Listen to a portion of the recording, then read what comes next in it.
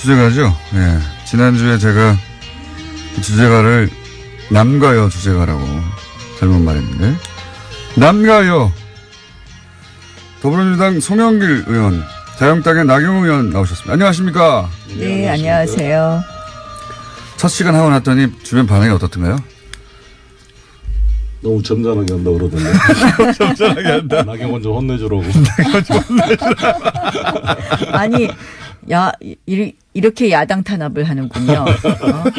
혼내주겠다고 막 그러시는 거 아니겠습니까, 지금? 의원님은 송 의원님하고 한번 하고 났더니 뭐라고 주변에서 그런가요? 뭐 저는, 그저께 이제 저희 동네 분들이 듣는다 그러셔서 어떠세요? 그랬더니 그냥 소신 있게 말씀하시대요. 그러시더라고요. 그래서 그 방송은 좀 그렇잖아요. 그러던데요. 그 방송은 좀 그런데요. 거기에 나가서 소신 있게 말씀하시대요. 그러던데요. 그러니까 공장장님이 편파다 이렇게 얘기를 하는 것 같아요. 그렇게 부드럽게 하셨나요? 그분들이? 저희 주민들은 참 품격이 있으십니다. 저희 동작구 주민들. 자, 네. 품격 있는 분들만 만나시나 보죠, 따로? 저는 어디서나 어느 때나 누구나 만나고 있습니다. 자 이제 파이트 1라운드. 최근 통상압력이나 뭐 그다음에 GM 뭐라고 그래야 될까 폐쇄 결정, 네, 이런 이야기 계속 나오고 있습니다. 요 GM부터 한번 얘기 다뤄보죠. 네. 혹시 의원님이 먼저 하시는 게 좋겠습니까? 아니면 나경원 의원님 먼저 하시겠습니까? 소영 의원님 먼저 하시겠습니까? 네, GM 자동차 문제가 이제 논란이 되고 오늘 산자부 장관과 이제 그 GM 대표가 만난다 그러는데 핵심은 그런 것 같습니다. 지금 GM이 본사가 GM 코리아한테 주고 있는 27억 달러 부채를 출자로 전환시키고 네. 추가로 28억 달러를 투자한다는 말이 있는데 그에 대한 확인이 필요하고 신차 2개를 창원과 부평공장에 배정해서 50만 대 물량을 유지해 주겠다라는 건데 그와 함께 우리 이 한국 산업은행에 추가 출자를 요구하고 있는데 그 전제로서 실사가 필요합니다. 노사 양측 간의 지금 불신이 뭐냐. 지금 의도적으로 GM 본사가 GM 코리아의 적자를 유도하고 있다. 그렇죠. 여러 가지 부품을 비싸게 공급하고 또 ISP라고 인터내셔널 서비스 퍼슨이라는 임원들이 한 100여 명 와 있다는데 최저비 월급이 5억이면 그것만 해도 500억입니다. 그다음에 로열티를 가져가고 R&D 비용으로 해서 개발된 차의 소유권, 지적 무역 소상권도 본사가 다 가져갔다. 여러 가지 이런 구조적 문제를 놔두고 추가 출자를 해봤자 밑빠진 독에 물 붓기가 될 거 아니겠는가. 이런 것에 대한 실사의 동의를 지금 한다 그러니까 그 실사를 기초로 그린필드 투자. 단순히 채권을 출자로 전환하는 수준을 넘어서 추가 출자를 확실히 한다면 여러 가지 같이 대응한 검토가 필요하다 이렇게 생각합니다. 뭐 추가 출자 문제도 저희가 좀 더 봐야 되고요. 저는 이 GM 사태를 보면서 결국 본사의 부실 경영 플러스 고비용 저효율 구조와 낮은 생산성 이 두 가지가 복합되어 있다고 봅니다. 그래서 사실은 낮은 생산성이요. 네. 그러니까 두 가지가 다 문제죠. 특히 이제 GM 본사는 지금 GM 코리아로부터 뭐 아까 송 의원님도 말씀하셨지만 R&D 비용으로 매년 지금 6천억씩 가져갔다는 것도 나와요. 그래서 사실은 양쪽이 다 저희가 GM을 실사하는 것도 필요하고 결국 노사 간의 이 문제를 어떻게 해결할 것이냐 이 부분에 대해서 먼저 협상하게 하는 것이 필요하다고 생각을 합니다. 그리고 노사가 자구책을 먼저 내놓게 하는 것이 필요하다. 저 굉장히 사실은 GM에 대해서 저도 의심의 눈초리로 보고 있는데요. 근데 역시 노조의 책임도 있다. 그러니까 양쪽의 책임이 다 있다는 겁니다. 노조의 책임도 있다고 봅니다. 뭐 예컨대 군산공장에 같은 경우에도 뭐 한 달에 7일 일하고 다 받아가고 뭐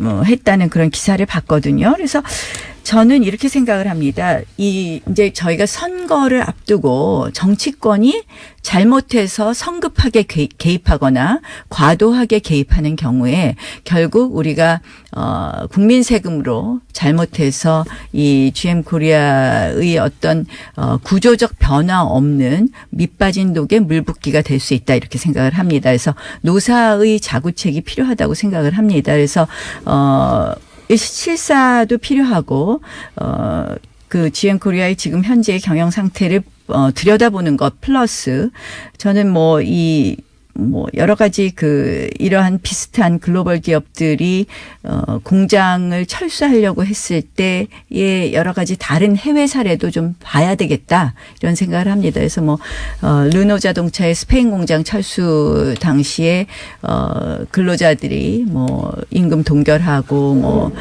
했던 그런 노력이라든지 또는 일본의 P&G사의 철수 과정에서 일본 노동자들이 투쟁하거나 파업하거나 이런 것보다는 가서 본사를 가서 설득해서 경제 논리로 설득해서 생산성을 높였던 부분이라든지 이러한 부분을 결국 양측이 다 노력하는 모습을 저희가 요구해야 된다.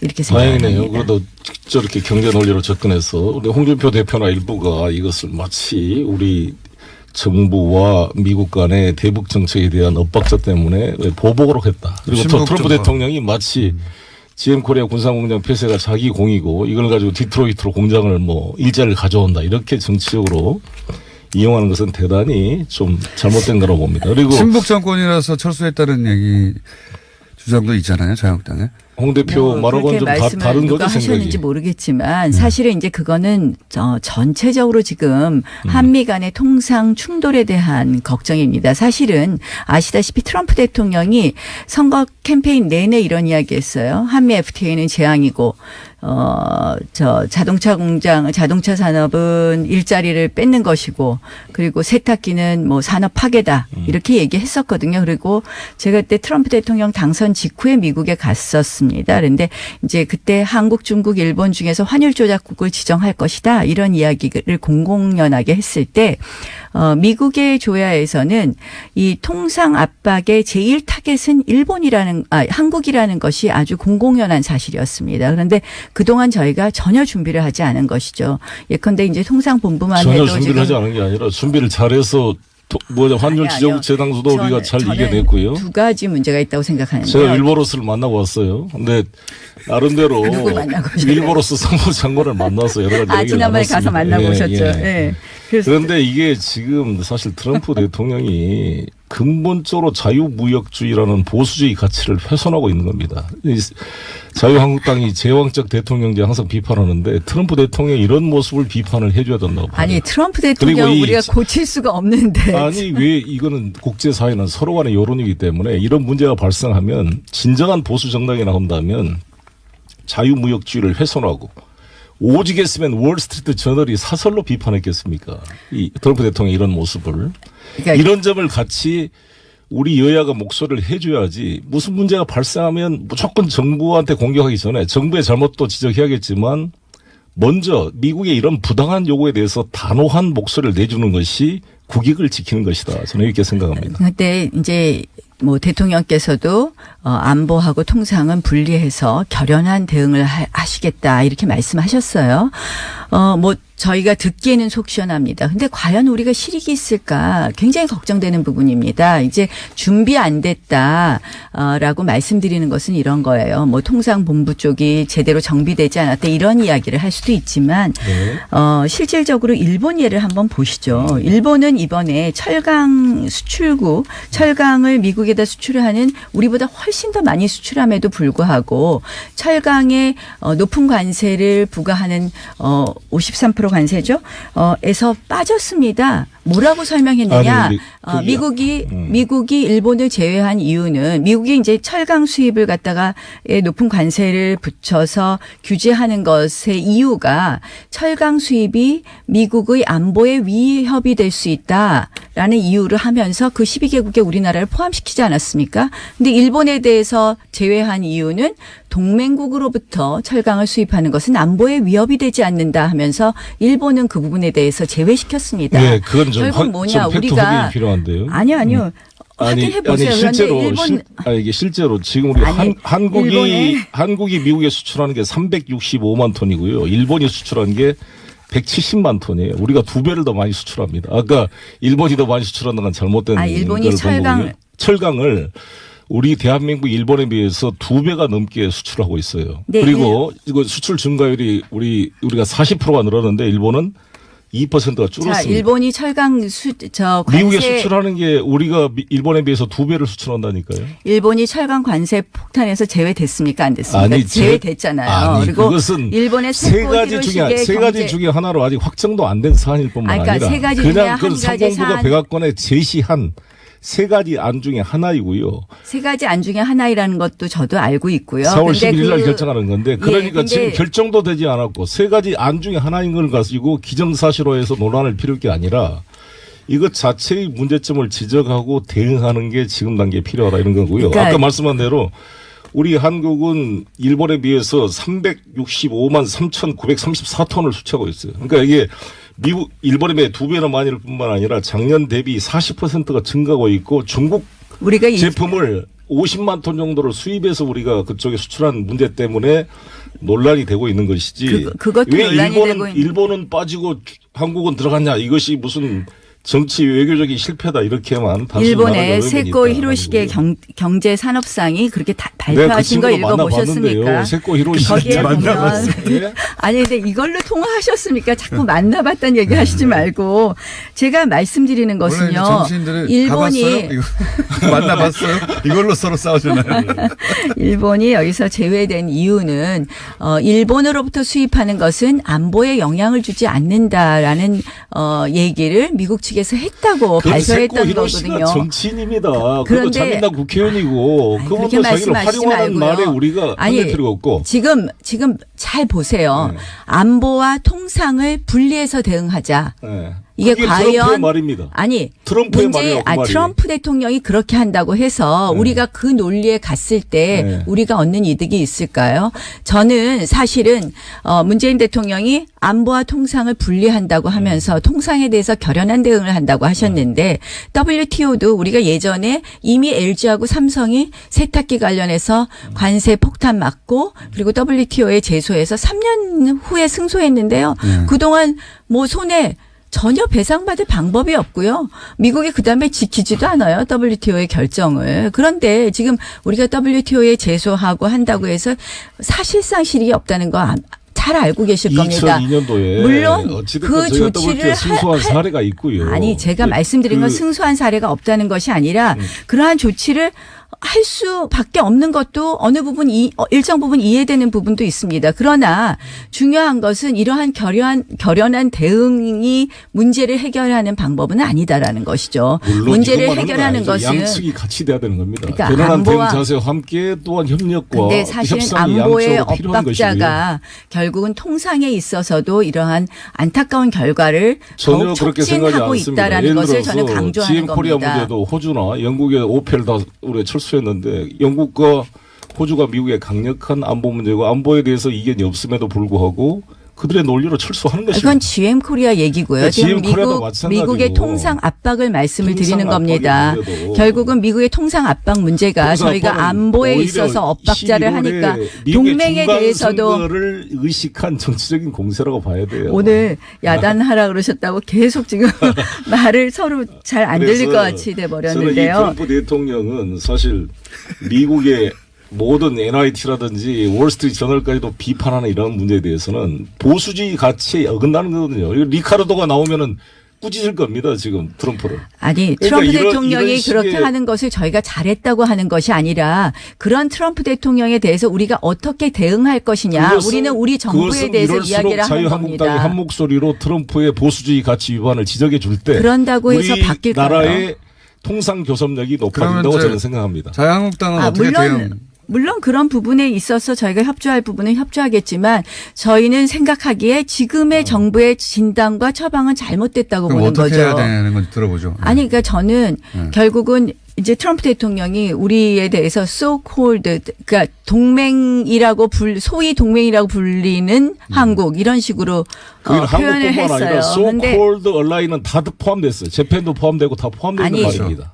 그 한국만 지적한 게 한 그러니까 말이 이제 아닙니다. 그거는 안보 동맹과 경제 동맹이 같이 안 한다고 하지만 제가 보기에는 한국에 대해서 so-called ally라고 아니, 하는 것을 알고 그때는 있습니다. 한국, 문장을 중국, 일본을 보면 얘기했습니다. 한국, 중국, 일본이 다 들어가 있습니다. 아, 그렇습니까? 예, 예. 네. 근데 다 포함된 어쨌든 말입니다. 지금 제가 말씀드리는 것은 안보의 엇박자가 통상의 이러한 불리함을 촉진했다. 이렇게밖에 볼 수 없는 거죠. 사실은 지금 일본이 지금 안보에 자신들은 엇박자가 난 것도 아니에요. 이것은 그냥 자유한국당의 주관적 해석이지. 지금 견해라는 게 약간씩 차이가 있죠. 우리가 대한민국이 미국의 일부가 아닌 이상 미국과 100% 이해가 일치한다는 것은 그것도 이상한 거예요. 당연히 100% 생각이 이해가 차이가 있는 것을 일치하지는 조정해 않죠. 가는 것을 그런데 마치 엇박자다 이렇게 말하는 것은 주권을 아니죠. 포기하는 행위죠. 지금 엇박자라는 것이 지금 미국에 아니, 그러니까 일방적으로 똑같이 하자는 얘기는 아니지만 그렇죠. 우리 우리가 적어도 지금 북한 트럼프랑 문제에 합의된 있어서 거는 북한 맥시멈 문제에 플레이에서 있어서 압박을 하면서 대화를 유도자를 지금 사실상 서로 역할 분담으로 잘 해가고 있는 거거든요. 글쎄요. 그런 인식이 저는 엇박자라고 보입니다. 글쎄요, 과연 지금 역할 분담을 사실상 제대로 서로 이야기가 되고 있는 것이냐. 되고 있습니다. 잘 저는 소통이 되고 있습니다. 북미 간의 대화 부분도 있어서 맥메스터하고 지금 CIA 또 맥메스터 만났다는 얘기는 안 하세요? 여당 되면 많이 만나거든요. 근데 북미 대화도 이게 북미 대화를 이제 억지로 추진하다가 일어난 여러 가지 사건부터 시작해서 아닙니다. 미국 결국은 정부에서 워싱턴 이제 포스트에서 다 북한측 지금 만나기로 합의를 하고 왔다는 거 아닙니까? 지금 북한하고의 북한 측이 왜 깼겠습니까 결국? 그렇죠. 왜 깼습니까? 그러니까 그만큼 북한이 미국도 북한과 결국은 대화를 할 의지를 가지고 와서 2시간 전에 취소한 게 아쉬운 게 있지만 우리 정부가 얼마나 잘했습니까? 아니, 이걸 만들어 주려고 계기를 만드는 게 정말 잘한 거 아니겠습니까? 왜 그랬을까요? 네? 북한은 미국은 지금 북한이 하고 있는 통남 복미 정책, 의 정책에 우리가 무조건 따라가는 것에 대한 그러한 강력한 저는 경고의 메시지 있다고 생각을 합니다. 북한이 깼지만 코리아 패싱이라고 그렇게 비판하던 사람들이 이제 통남 복미인데 왜 코리아가 이제 운전자가 됐는데 왜 그걸 그게 칭찬을 운전자라고 해줘야죠. 생각하십니까? 이거 안 하면 또 패싱이라고 그럴 거 아니에요. 그러니까 이것은 오히려 우리 상황을 주도할 수 있는 계기가 만들어진 것이고 저는 이게 문재인 대통령이 대단하다고 보는데 이거를 잘 만들어냈어요. 현재 상황에서 아직 이제 이방카가 오시고 또 누가 북에서 대표가 올지 모르겠습니다만 저는 이런 시도와 2시간 전에 비록 취소돼서 아쉬웠지만 이런 시도가 양측에서 있었다는 것 자체가 긍정적인 모습이고 이걸 좀 더 발전시키면 저는 접점을 만들어낼 수 있다 이렇게 생각합니다. 네, 이 정상회담의 여건이 성숙되면이라고 말씀하셨는데 지혜로운 과연 말입니다. 그 부분에 대해서는 말씀을 잘 하셨어요. 근데 이 여건 성숙이 어느 쪽을 상대로 한 여건 성숙이냐. 결국은 북한에 대해서는 사실상의 양보가 없는 우리가 가장 큰 원칙이 뭡니까? 북미 대화가 돼야 된다고 말씀하신 거잖아요. 가장 큰 원칙이 비핵화가 내포되어 있는 말입니다. 그러니까 가장 큰 원칙은 핵폐기인데 예컨대 대화의 테이블에 앉는데 저 실험 잠시 중단하고요. 이런 것을 여건 성숙이라고 보시면 큰일 날 거라는 말씀을 드리고요. 결국 미국이 저는 펜스 부통령 측에서 이러한 북미 대화가 북한의 반대로 북한이 무산시킨 것으로 깨졌다 하는 것을 알려준 이유, 그것을 사실상 밝힌 이유는 앞으로 여건 성숙에 있어서의 우리의 원칙은 확실한 핵폐기이다라는 것을 메시지를 주려고 했던 것 아닌가 하는 생각을 워싱턴 합니다. 포스트가 취재해서 말한 것이고요. 그것은 펜스가 그동안 너무 비시사적으로 좀 속 좁게 행동했다에 대한 비판을 물타기 하려고 저는 나온 면이 또 있다고 봅니다. 어찌됐건 중요한 것은 지금 전쟁으로 이 문제를 해결할 수 없는 이상 대화를 해야 되는데 대화의 조건을 어떻게 만드느냐 일종의 삽바 싸움의 과정이거든요. 이 과정을 잘 중재해서 한쪽으로는 북핵 경제 병진 노선이 불가능하다. 비핵화로 가지 않는 이상 남북 대화 이게 안 된다는 것을 아주 부드럽고 간접적으로 양측에 다 문재인 대통령이 제시한 거잖아요. 여건 성숙과 우물가에 숭늉 찾지 말자. 이 두 가지 비유가 정확하게 균형된 모습으로 문 대통령께서 지혜롭게 말씀했다고 보거든요. 이 내용을 어떻게 이제 잘 조정해 낼 것인가. 잠시 저는 졸 뻔했습니다. 가장 큰 원칙이 할 일이 없어가지고. 비핵화 부분, 핵폐기 부분에 대한 그 원칙을 잊지 않기를 좀 바라고요. 저는 송 의원님처럼 말씀하시면 지금 이제 끝부분에 대해서는 제가 걱정이 없는데 사실은 이 정부가 대화를 추진하면서 대화를 추진하면서 동시에 저는 핵폐기 부분을 갖다 잊어버릴까 하는 거고요. 저는 결국은 이것도 같이 지적을 해야 안보하고 돼요. 통상 문제에 있어서 제가 계속 말씀하는 20초 게 남았습니다. 한미 간에 마음대로 계속해서 하세요. 엇박자가 나는 부분이 있거든요. 아무튼 지금 홍준표 대표한테 말씀은 괜히 아니라고 이런 일이 벌어지면 하시지만 우리 정부 공격하지 말고 트럼프에 대해서 한마디 좀 아니야. 해주라고 그래요. 그 홍준표 대표가 트럼프 대통령한테 한마디 하면 10초 남았습니다. 트럼프 대통령 이거는 자유무역주의 원칙에 어긋납니다. MB도 그런 말 잘했잖아요. 그런 말을 한번 해주는 네, 것이 우리 보수 정부가 정당의 나경원, 먼저 송영길 맞다. 의원님. 먼저 잘 바뀌어야